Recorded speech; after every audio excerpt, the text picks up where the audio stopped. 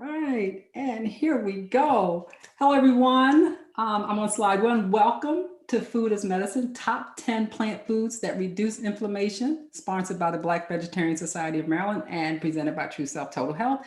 I represent both organizations. Full disclosure, I'm a founding board member of the Black Vegetarian Society of Maryland. So if you've shown up and you've waited through all this nonsense, you probably have more than a passing interest in your health and wellness. So kudos for taking time to invest in you, particularly since it's a nice warm day in Maryland, if you're all in Maryland or DC, and COVID restrictions have been lifted. So you're choosing to be here means a lot to me. My commitment is to provide you with a content-rich presentation in a format that's easy to understand and interactive. So if you are sufficiently inspired, and I hope you are, to implement what you've learned, we're going to spend some time later in the presentation outlining an action plan for your consideration. A few housekeeping issues. Natasha will probably pipe in when we need to. We will address questions at the end of the presentation because I want to keep a good flow. And we're going to record this for YouTube, so we want to make sure that everybody enjoys it as you're enjoying it. You can post your questions in the chat as we go along, or you can ask to speak by using the raised hand button at the end of the presentation. Everyone, you can remain off video, on video, but just make sure that you're muted to eliminate any distractions. And finally, you're eligible to receive a free How to Be a Healthy Chocoholic e-guide just for showing up and staying to the end and going through all this that you went with us. We also invite you to complete a very brief survey, and everyone who submits a survey will receive an African plate recipe. We're going to go on to the next slide. So my name is Tony St. Clair Fish, and I'm super excited to be your host for this webinar. I'm a functional health coach. I am a nutritional endocrinology coach and educator. I'm a personal and professional development coach. I'm a raw food chef and instructor, and also a yoga instructor. So all that means is that I'm qualified to do this presentation and to give you good content. A little bit about me. I've been I can't forget to welcome my co-host and partner in crime, Ms. Tasha. You've heard her talk me through this earlier, so you'll hear from her as we go along and later on if necessary. So a little bit about me. I've been the proud owner and CEO of TrueSelf Total Health for about 10 years, assisting and guiding people who have forgotten or perhaps have never learned how to stay healthy and balanced in their mind, bodies, and spirits. Now, among other things, I help people to detoxify their bodies and minds, learn how to eat healthy foods, and improve their overall health and wellness.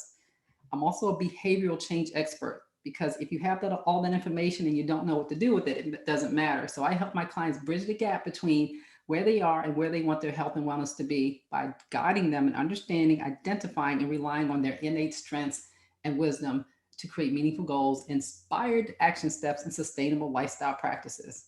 Some of you may or may not know this. I'm also a functional health and wellness coach and healthcare team member for Capital Integrative Health in Bethesda.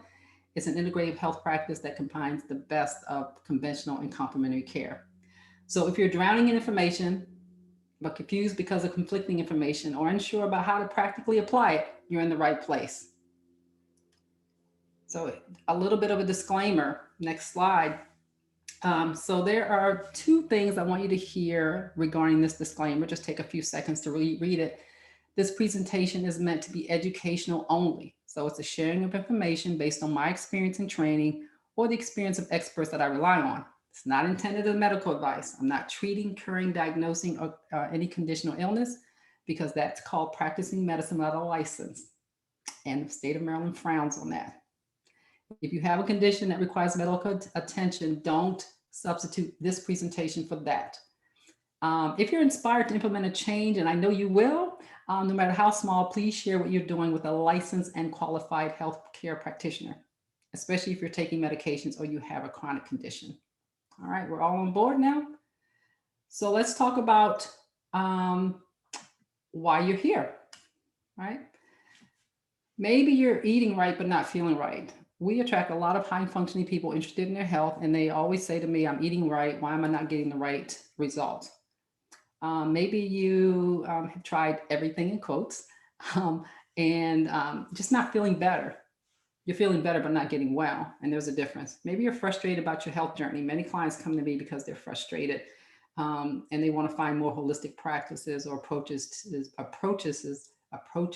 to diagnose or suspected diseases or discomforts. And maybe you've consulted Dr. Google. Many of my clients come to me, they have a lot of information and they're drowning in it, but they're overwhelmed and confused about how to apply it and what actually applies to them.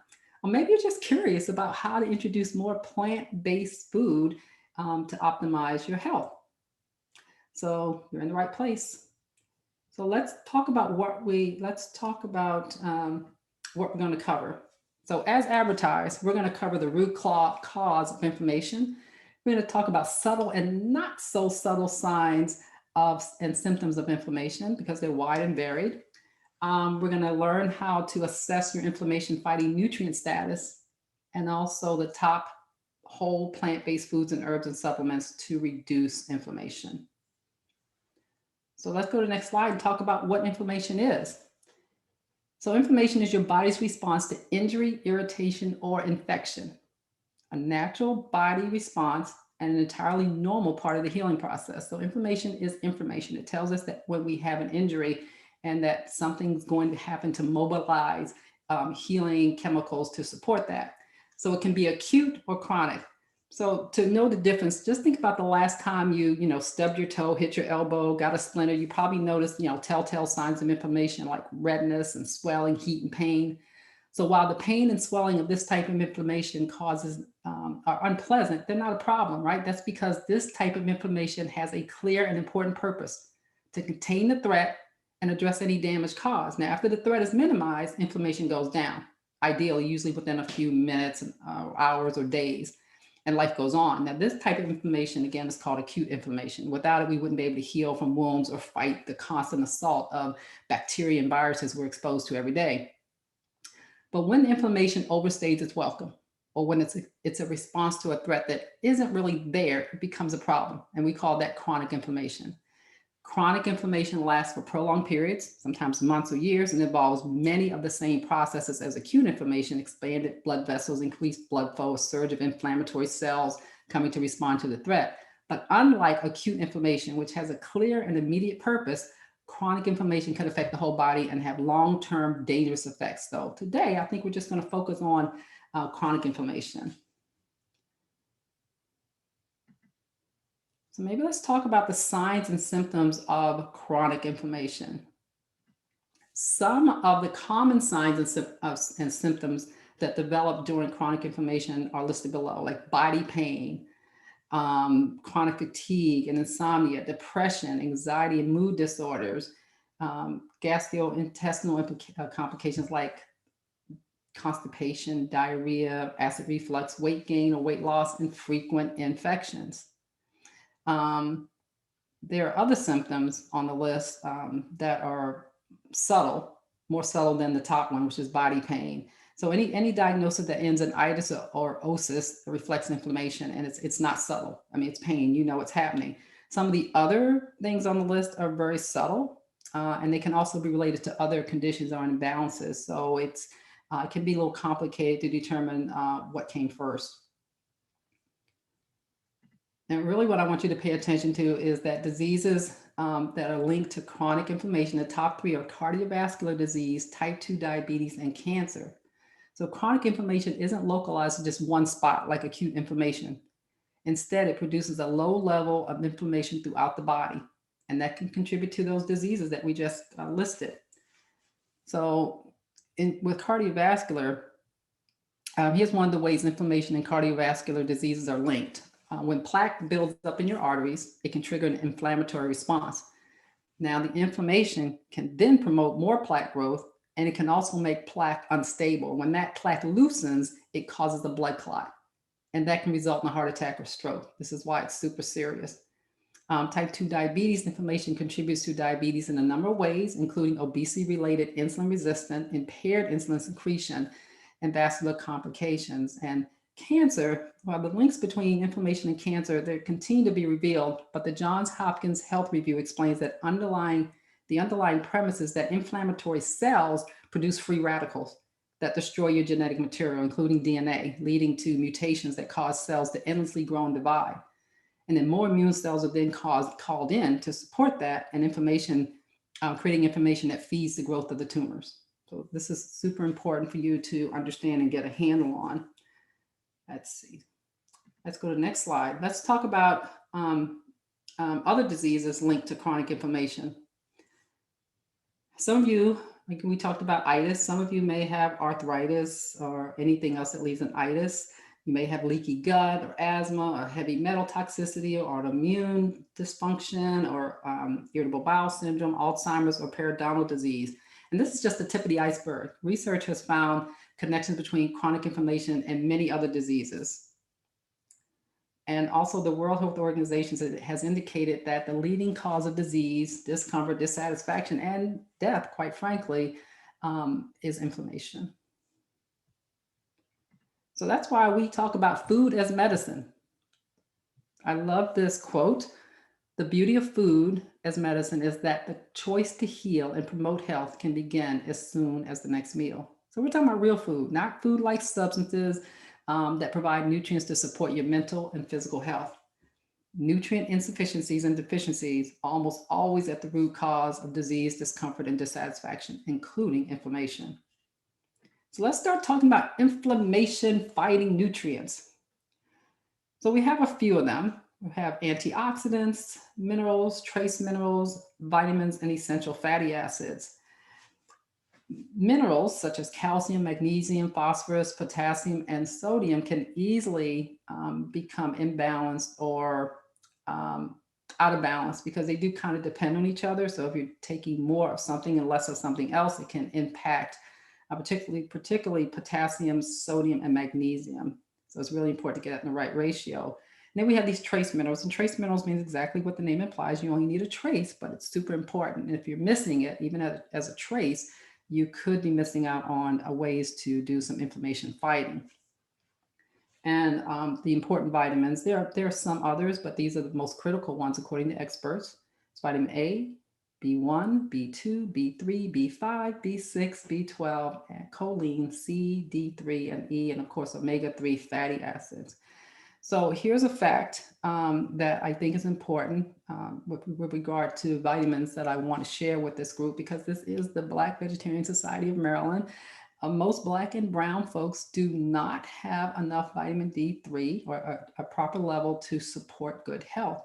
D3 supports every function in the body, and because your cell has a receptor for every cell has a receptor for D3. And if your D is not up to the appropriate level, it doesn't matter what you do, nothing else will be fixed. The standard range is 30. That is not the healthy range. The healthy range that I like to see D3, and experts say this, is between 60 and 80. Most of my clients who are of the Black and brown persuasion are hovering around 30 or even below. So I invite you to make sure that if you haven't had a vitamin D test, that's probably one of the first things you want to do as soon as possible. They're relatively inexpensive, and maybe through your plan, you'll get that. And if you're lucky, they do a vitamin D test because now doctors are starting to see how important it is. Maybe you'll get that with your regular physical or whenever you go in for a condition or a symptom. All right. So next we're going to talk about where these nutrients live in plant-based food. So here's the top 10, as I promised, plant foods to manage inflammation. There are many, but these are the top 10. Avocados and berries and tomatoes and cherries and mushrooms, lentils and kale, particularly together, are powerful. Chili peppers and bell peppers, broccoli, grapes, and chia and hemp seeds. Now, these plants contain many of the nutrients, again, from the previous slide. So I just want to give you some tips and tricks about some of these nutrients that are highlighted. So did you know that cooking tomatoes in olive oil can increase your ability to absorb the lycopene when you eat them? So as the cooking process appears to make lycopene more available, lycopene is generally particularly effective at reducing inflammation. So you want to cook that in some sort of oil to make it more bioavailable for your body. Now, did you know that both sweet and tart cherries have been shown to contain antioxidants that reduce inflammation and combat chronic illness? And these are easy foods that you can incorporate into your diet. Here's another tip. Mushrooms are rich in selenium and B vitamins. We talked about that in the previous slide. Also copper and phenols and selenium and a lot of anti-inflammatory protection against inflammatory bowel disease. Mushrooms are rich in selenium and, like I said, many, many other things. To reap the inflammatory effects of mushrooms, it's important to eat them raw or lightly cooked, because if you overcook them, you destroy their healing properties. And also broccoli may be particularly good at alleviating and controlling inflammation caused by Crohn's disease.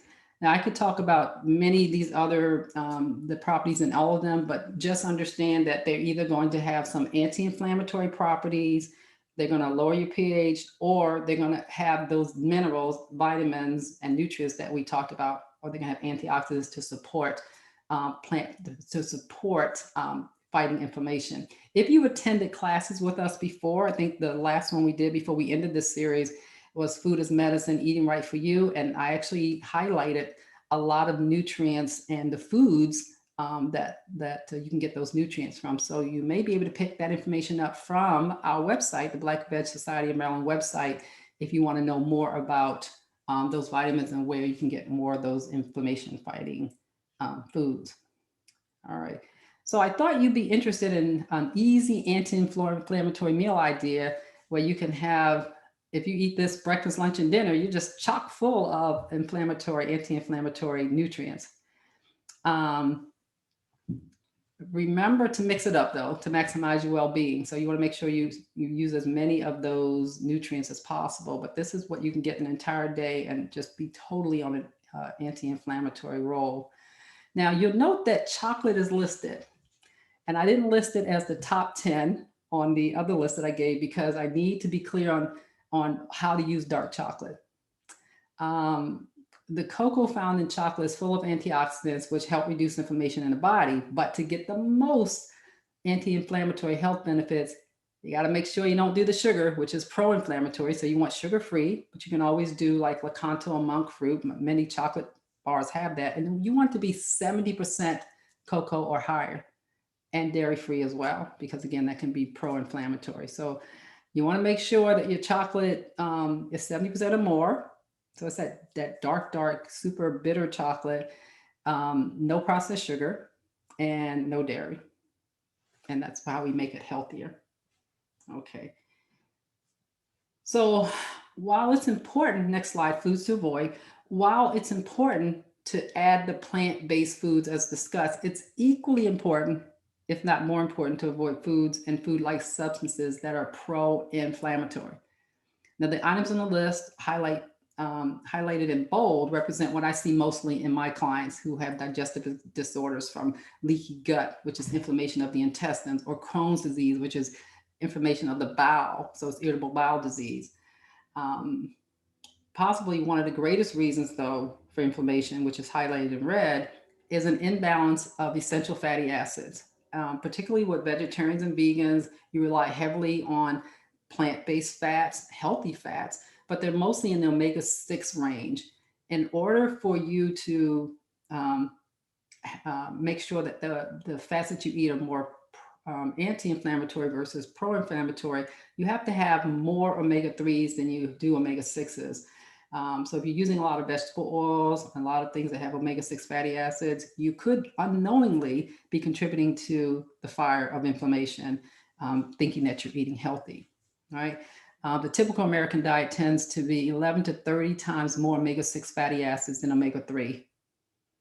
And every expert that knows anything about this says it is a significant factor in the rising rate of inflammatory disease in the United States. So what if you just change that up? So let's talk about some other foods or food-like substances to avoid. Excessive caffeine intake. So while moderate amounts of caffeine may be beneficial, excessive consumption can disrupt the body system, causing insomnia and digestive irregularity like constipation or diarrhea. Carbonated soft drinks are acidic and they can alter your pH balance. And that's important because the more acidic you are, the more open you are to disease and discomfort. And the more alkaline you are, obviously you're not a good host for pathogens and all that. Hydrogenated and partially hydrogenated oils, trans fats, that's not real fat, that's really plastic. It's found in many processed food, deep fried food, fast food, and junk food.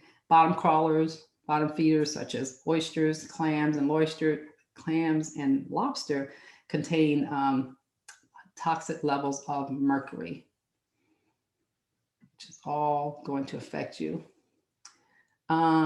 So in addition to these foods and food-like substances, inflammation can also be provoked by sore joints, muscles, and broken bones that have not healed at all or have healed incorrectly. So it's not just about the food. Sometimes it's really about your body's healing power too. Inflammation is one of the many conditions that can result from a compromised immune system as well. And that's a system that allows for an invasion of pathogens, bacteria, viruses, etc. So although we're focusing here on the food because food is medicine, by the way, we have to also address the other areas that you might want to look at to reduce your exposure to inflammation.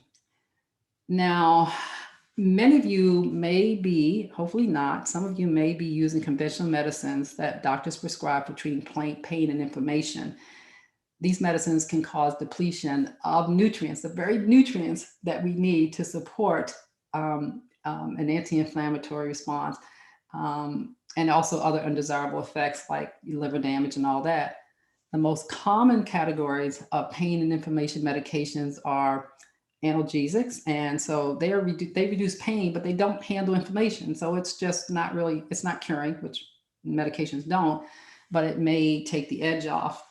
It does deplete nutrients. Glutathione, particularly, plays a critical role in detoxification and antioxidation processes of the enzyme system.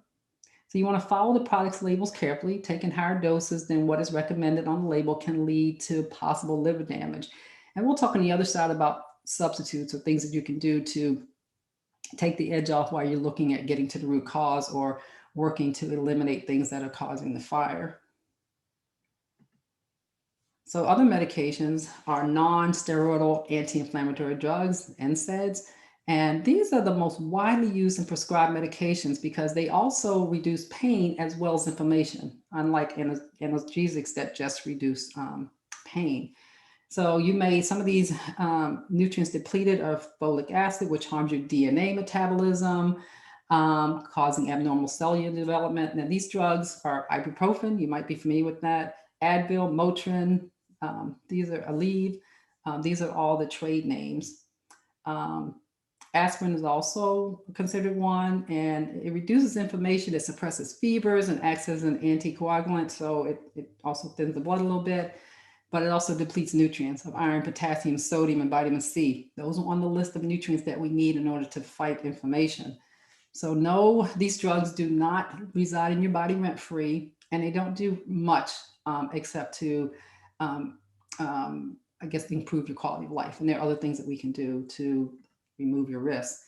So steroids, these are synthetic forms of naturally occurring hormones in your body that should be produced by the adrenal glands, and they provide powerful and immediate short-term relief, again, short-term relief of inflammation.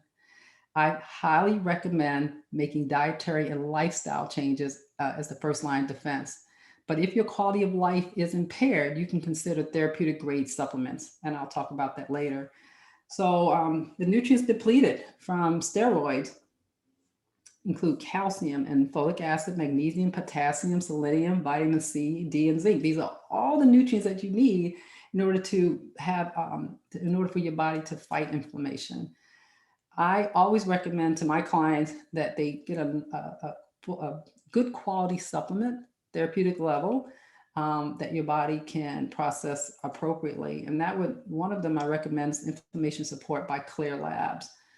Remember that you're taking it to take the edge off, but you should always still be working towards eliminating what's causing the fire and then adding things that will put the fire out so that you won't have to rely on medications, because they do deplete nutrients and they do not reside rent-free in your body.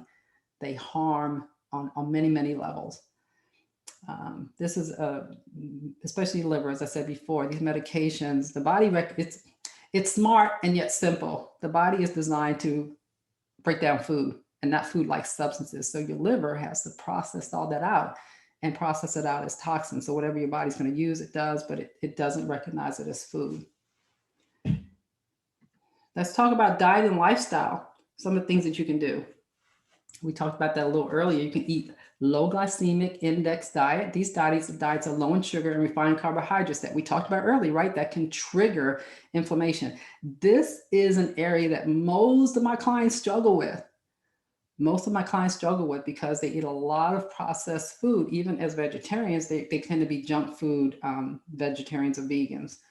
And so once we correct this low glycemic, eating a low glycemic index diet, it stops the fire almost immediately. You want to reduce saturated and trans fat. Those are plastics, right? That's not real fat. And they're present in plastic and heavily processed food. And it can aggravate inflammation. Bodies recognize this as an invader. It's not food.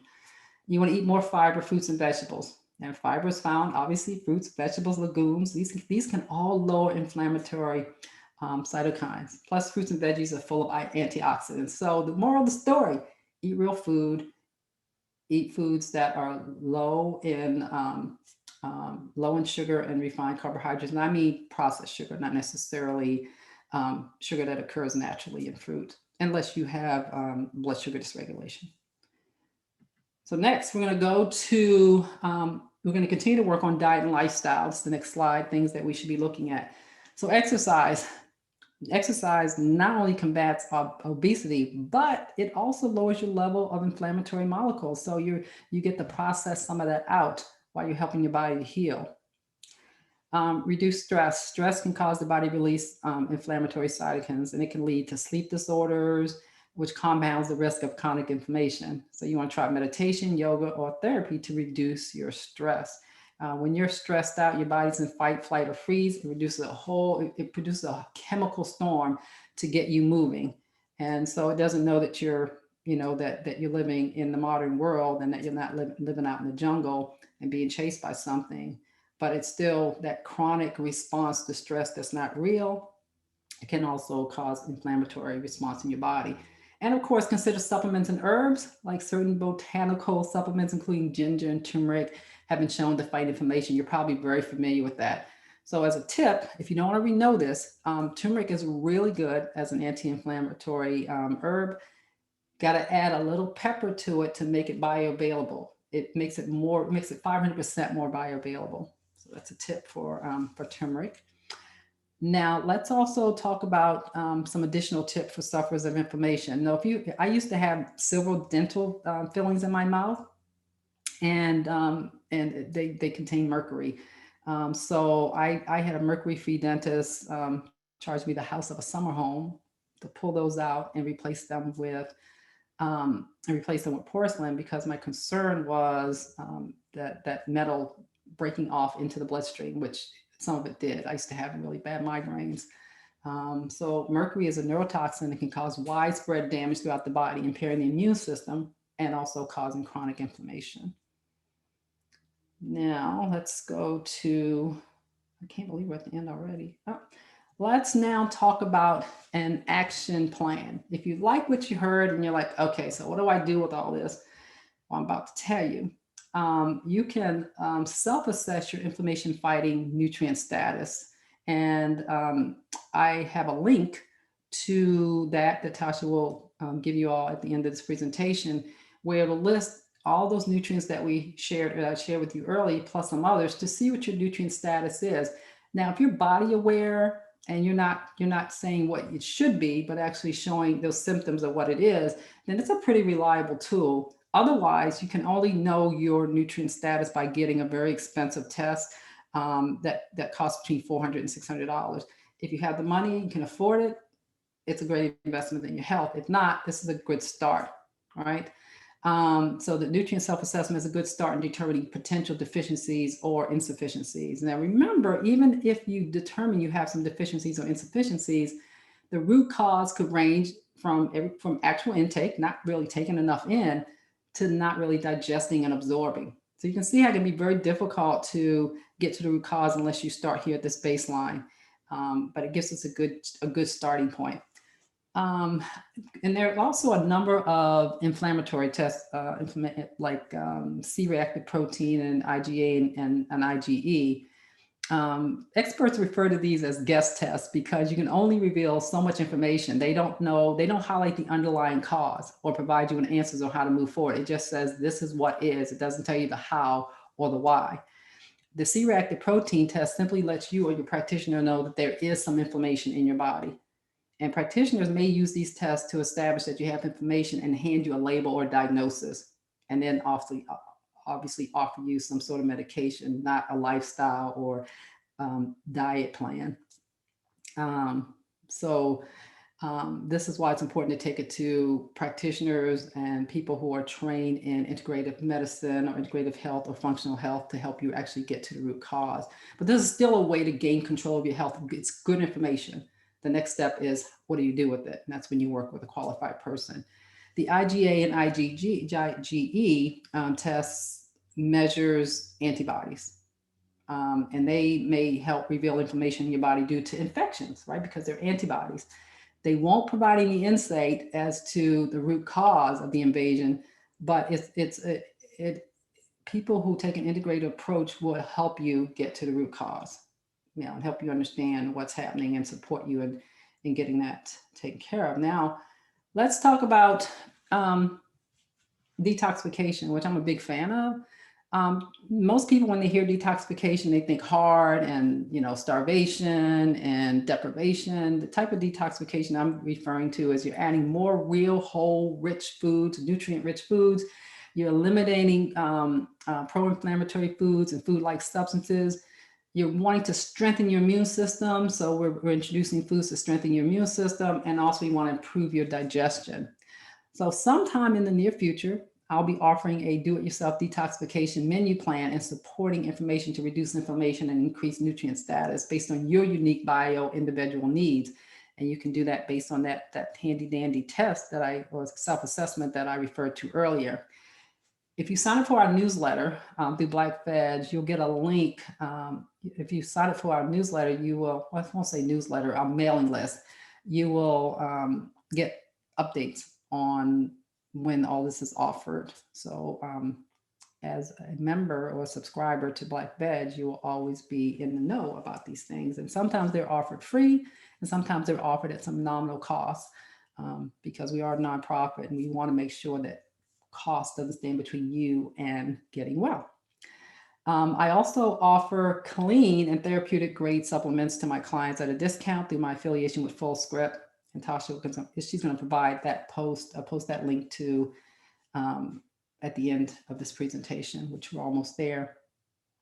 Supplements are meant to increase your quality of life while you work to identify and resolve the root cause. So if you need to take the edge off, increase your quality of life, we're always going to be working for the root cause to minimize your reliance on supplements.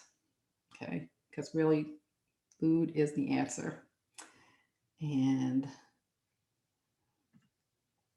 I think we're at the end. Don't forget your freebie links. I'm gonna take questions. So I'll get back on camera, see if we can talk about it. We can leave that last slide up for people. All right, that was a lot of stuff. Anybody have any questions? Okay, so they are asking to see the suggested menu again. Oh, the suggested menu? Yeah. Feel free to show it. Go back to that slide. Yeah. Thank you for your interest in that.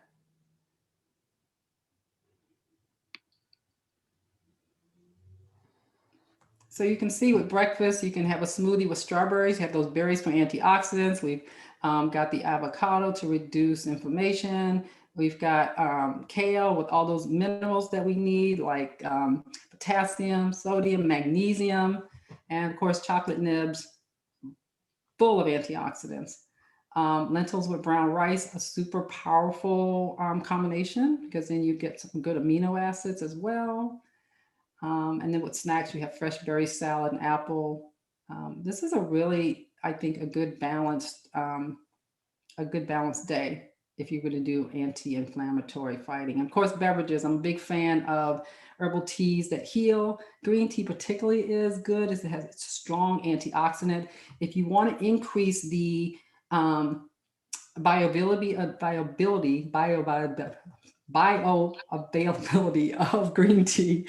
You want to make sure you squeeze a little bit of lime in there. According to Dr. Deanna Minute, she does that, and it increases the bioavailable, the usage of all those wonderful flavonoids and things in there.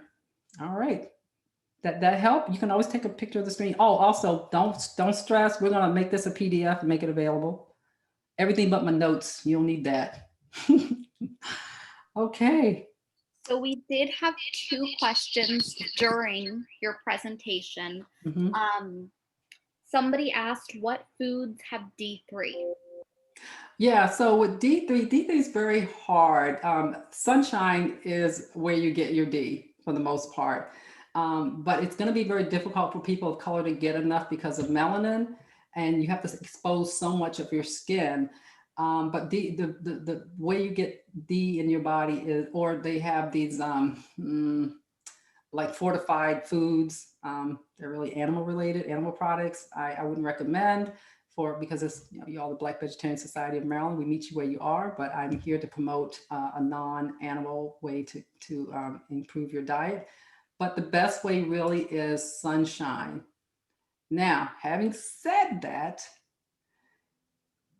we live above Atlanta, right? So that's kind of the cutoff point for getting the greatest level of sunshine, and that's needed in order for your body to, get that up. So some of you may have to do supplements. So I'm gonna give you an example, real world example. I lived in Hawaii for I don't know, close to a year. I was out there every day, kind of almost butt naked, and my vitamin D didn't budge past 40. So I believe I have some sort of genetic SNP that doesn't support my vitamin D converting in my colon. So I had to take, and I still do, I take vitamin D supplements that have D3 and K2 for conversion.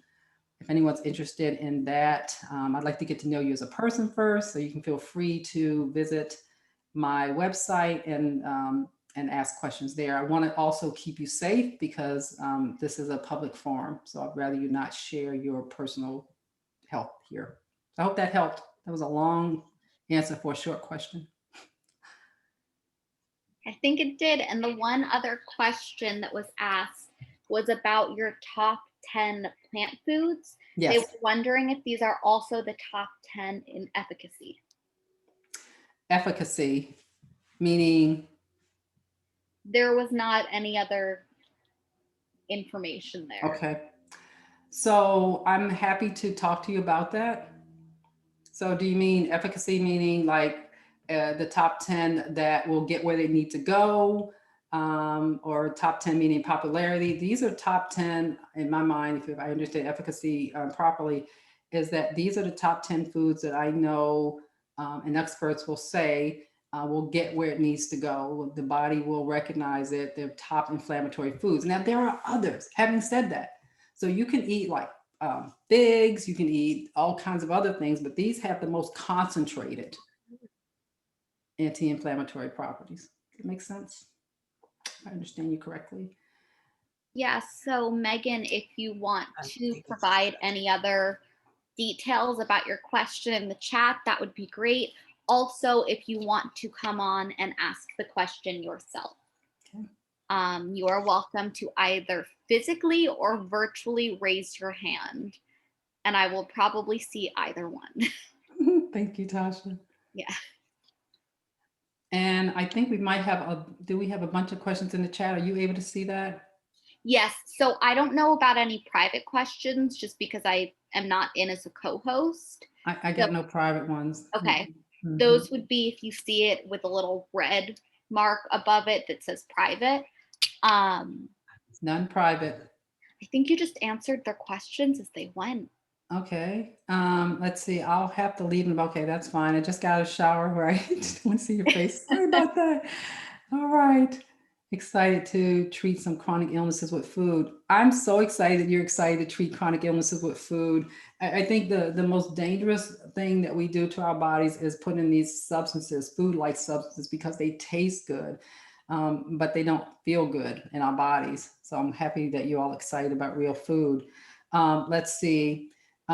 So Chantel, whoops. There you go. So it's easier. Yeah, thank you. So Yep. Chantel says, I'm currently eating based upon blood type due to an inflammation issue that doctors can't seem to find the cause. Yeah, it's highly complicated. So how's that working out for you, eating based on your blood type? Chantel, if you want to talk to us about that. If it's too private, I understand. And are you finding any relief there? If you want to share that, that's fine. Let's see, is store-bought whole wheat bread fine? The short answer is depends. Most people cannot break down wheat. It has proteins in it it's called gluten, and most people cannot digest that properly. So if you're suffering from any kind of inflammation, I would say to stay away from whole wheat bread and use gluten-free bread.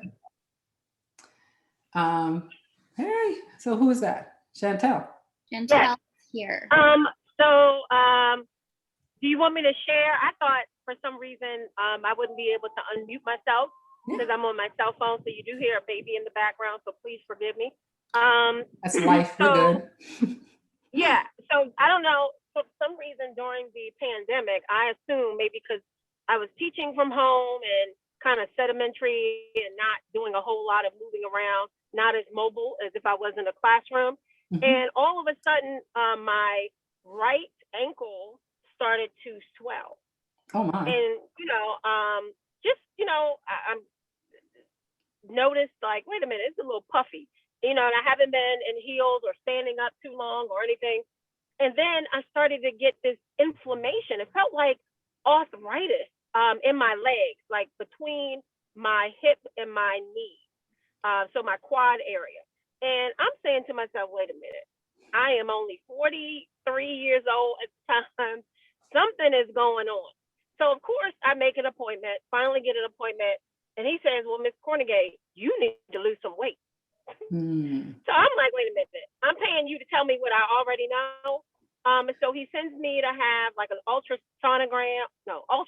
take that back, on my leg just to see if there were any blood clots or anything like that. No blood clots. Drew some blood, had blood work done. Nothing came back that indicated the cause of this inflammation. And now I'm talking about some days I'm walking and I could be in a store and then all of a sudden I feel these, I feel like this tightness. And when people talk about arthritis, I felt like that's what it was. And so, the doctor was like, you don't have arthritis. So I said, you know what, I'm tired. I know I need to lose weight and I know the effects of sugar on the body and I have a sugar fetish and, I don't eat red meat. Let me see what else. So I go online and start, I don't know how I ended up finding this information, but there is so much information out there in reference to eating foods based on your blood type. So I was like, I don't know my blood type. Let me call my doctor. And he didn't know it. So I had some fibroids removed in 2013. So I called my gynecologist and, her assistant was like, oh, you're AB positive. So I go online. Now, mind you, no one ever talked about eating foods based on blood type, right? They talk about it if you have high blood pressure. They talk about it if you have diabetes, but never based on blood type. So I go online and all the foods that I eat on a normal basis. And I think during the pandemic, I was eating more sugar, more chicken, more seafood. And so I go online and it says I shouldn't eat chicken. I'm like, really, all my life? Shouldn't eat chicken. I shouldn't eat lobster, crab, and shrimp. Now, I'm a Marylander. So in my household growing up, as a treat or every Friday, we had fried fish, we had crabs every so often. And my grandmother made crab cakes every so often. And so I'm so accustomed to eating this. So I said, okay, I'm going to do a test. And you can't have bananas. I couldn't have mangoes, all the things that I love because I'm a smoothie maker. So I love making smoothies and juicing stuff. And all the things I were so accustomed to eating on a weekly, yearly, monthly, yearly basis, I started to eliminate. I started to see a decrease in inflammation in my legs. But I also know that because, and I'm this is TMI, I'm fine. because I'm not regular, Black women, we have some issues. Some of us, especially in my sister circle, we're just not regular. We're irregular. And so I said, well, this stuff is still sitting in my system because I just had it last week. So let me do another 2 weeks, and let me do, another 2 weeks. And I'm starting to see the inflammation go away, Good. but it's still there. It's still there. And Yeah. so, compared to 44 years of eating the same things to now a month of eliminating those things, I probably still need more time. But I don't know. I tried the vegan, I tried no sugar, and I did that for a month, and, the headaches went away, and I felt the healthiest ever. I didn't have the brain fog. I wasn't tired, but I'm just like, I don't know what it is. No, I'm going to stop you there. I'm sorry. I'm sorry. I'm taking too much time. My bad. No. Because I want you to be focused. It's okay. Thank you for sharing, and especially in this audience, in this venue. So you probably helped other people as well. So I understand that you started making some changes based on information that you got, and you said, I did this, and I feel a little better, but I'm not feeling complete wellness. So changing your diet has also helped, I think, a little bit. I'm going to suggest this. There are two things that you can do, because I can't treat, diagnose, or cure, because the state of Maryland frowns on that, and I'm too afraid to go to jail. So I am not going to treat, diagnose, or cure a condition that you have, but I'm going to invite you to consider the supplement that I offer through FullScript to take the edge off, right? It's going to reduce the inflammation. And while you're doing that, you can also consider contacting Capital Integrative Health in Bethesda. They're an integrative health, because we always look at food, and food is obviously your first line of defense, but there could be some other things going on. You could have some heavy metal toxicity and not know about it, right? Because if you drink water that's not clean, or you're eating food that has heavy metals, particularly processed food, cereal, they put heavy metals in it. So I invite you to, somebody is, I will find them. Okay. We're going to hunt you down and cut you off, whoever you are. All right. So yes, go to Capital, because you need, I think, Shantae, you need a good diagnosis. You need a good workup, and you need a good plan to start from beginning to end. Okay.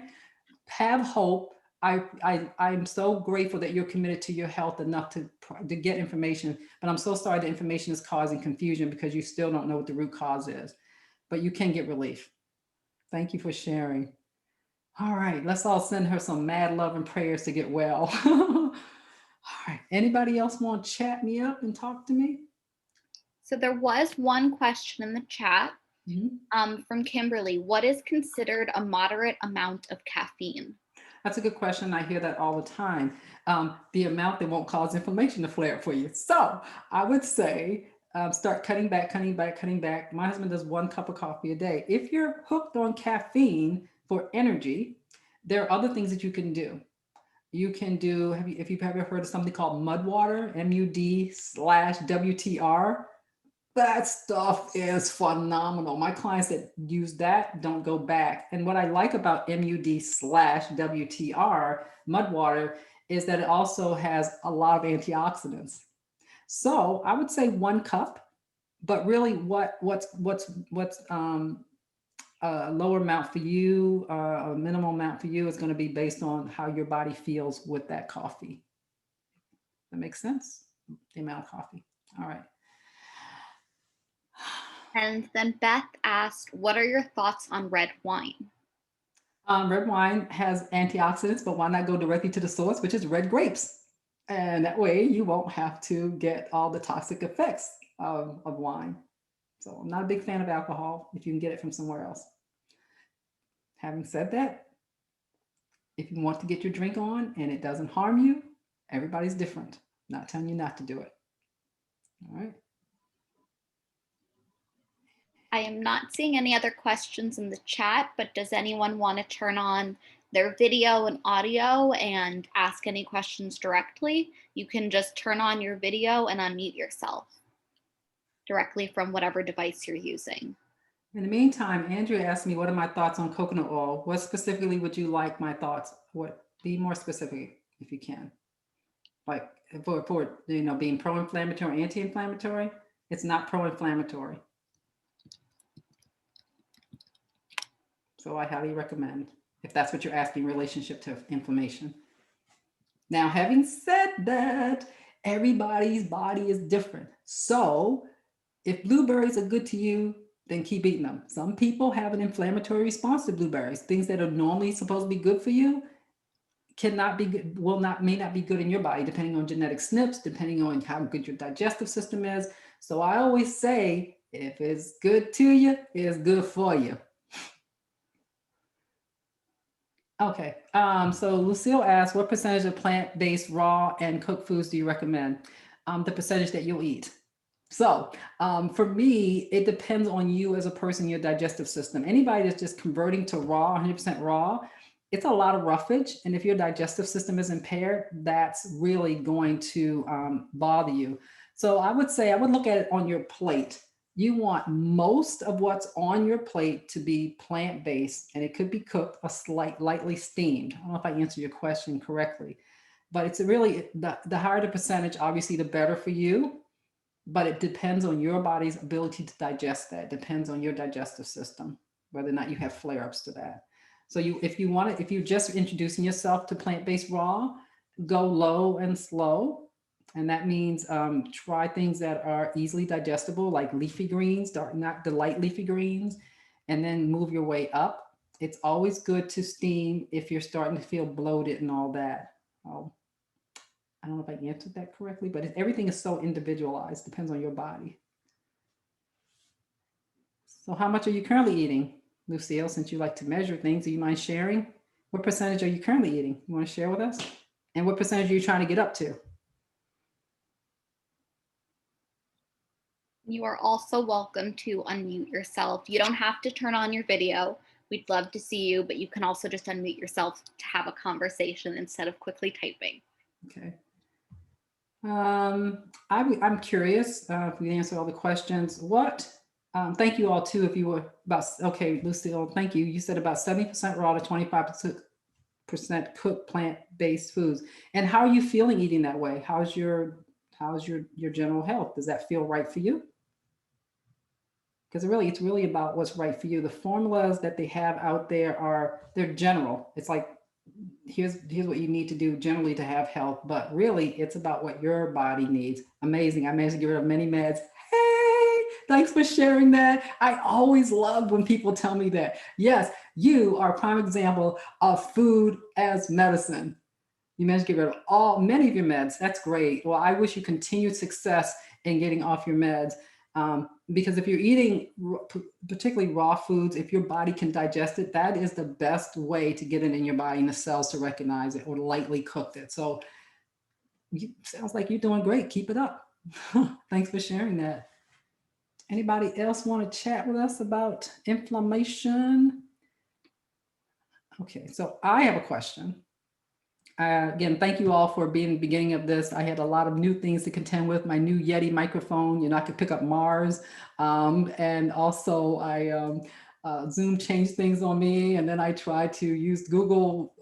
Everything was new, and Tasha held it all together for us. So thank you all for walking us through that. But what I'd like to know, in spite of that, what was your greatest takeaway from this presentation? Was there an aha, something you didn't know, or something you knew that I may need to do more of or readdress? What stuck out? What were your takeaways? Anybody want to share?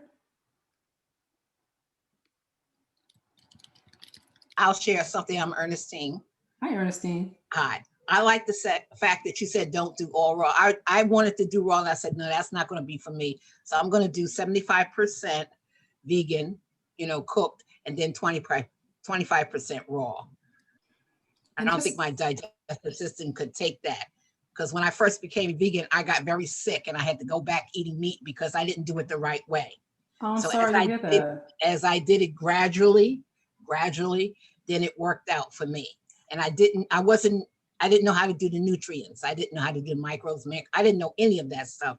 So I had to take a course. Also, I had a very good lecture with you when you told me about, I did a consultation with you a couple years ago. I remember. Set me on the right path when you did my labs. I was Oh, vitamin D deficient, magnesium, all that. I was having cramps so bad, everything.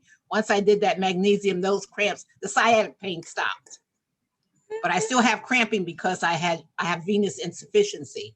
So I don't know what to do with that. He stopped one problem, but now I have the circulation problem. And I got to do that machine, that mm. lymphatic machine. I have to do that. Oh, So I have that problem now. So well, it's first, less problem than it was before. So I love that.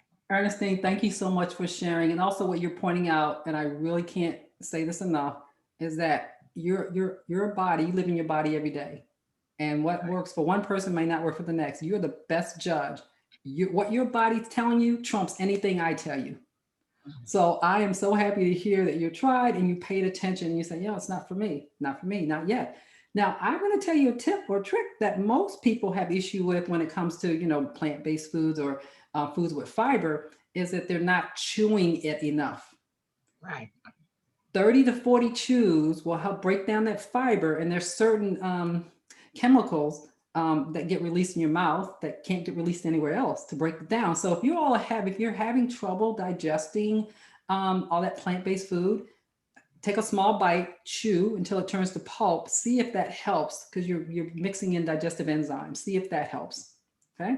Another thing is your pancreas may not be happy, and it may not be producing enough enzymes to help further break down the food once it gets further down. So I always recommend that my clients that are converting to more plant-based food, you can sprinkle enzymes, plant-based enzymes on it to help break it down in case you forget to chew. Just saying, because sometimes we do. It's kind of hard to get to that 30 to 40 chews. And thank you, Ernestine, for sharing. I remember you. You were delightful to work with, and I'm so glad you're experiencing some relief and other things are happening. The body is complicated. And that's the thing about taking medication. It's like whack-a-mole, right? So you cover something else up, it shows up somewhere else. So the idea is to find out where the imbalances are and begin the process of filling those holes, and then you don't have to revisit them. So yeah, thanks for saying. I'm sorry to hear about your circulation issue and your lymphatic issue. Can I share something with you Sure. that might be Please. helpful? Yes. Okay. I think I'll come back for another consultation with you. My Cool. doctor that I had, he retired, so I'm looking for a new doctor. The doctors that I have, they're good doctors, but they're not what I need. So I need somebody like he was, where he would break down everything and tell me. Okay. Well, Ernestine, just to be clear, because state of Maryland might be listening, I'm not a doctor. Yes, I know. Okay. And I'm not playing one on TV. So I provide you with information, education, so that you can, between that information and your own body wisdom, like you did, you were able to make choices that work for you. If you find that you need to fire your doctor or need another doctor, I love the doctors at Capital Integrative Health. I highly recommend them. So we'll talk about that later. But in the meantime, just to get like lymphatic system going, because that's the only part of your system that isn't involuntary. You actually need to do something to stimulate it. Want to hear what I do? Yeah. Okay. So you start pressing those pressure points, lymphatic points, tapping to get that lymphatic system going. I'm doing that, and I'm also doing the mini trampoline.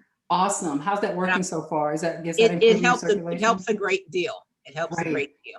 Keep doing it until we can find out what's happening that's causing the circulation issue. So you're doing a lot right. And thank you for coming on camera and letting us see your beautiful face and sharing your story. I appreciate that so much.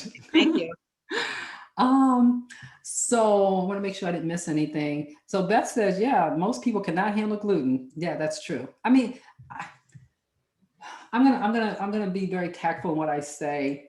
If we all had really good digestive systems that weren't compromised because from birth, maybe we weren't breastfed, we might be able to break it down. But because most of us have compromised digestive systems, and most of us now cannot break down gluten.